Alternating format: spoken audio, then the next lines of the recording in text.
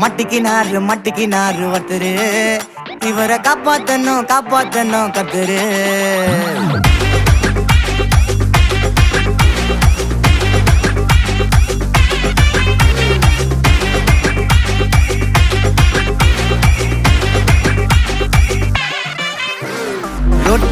Road கடை குருமா, திரும்பி உனக்கு வந்து அச்சுது பாரு கருமா. வாஷிங் பவுடர் நிறுமா, கொஞ்சம் வாய சுவையும் பொத்துக்கிட்டு இருமா. ஓ நிலைமையத்தான் நினைச்சு சிரிமா.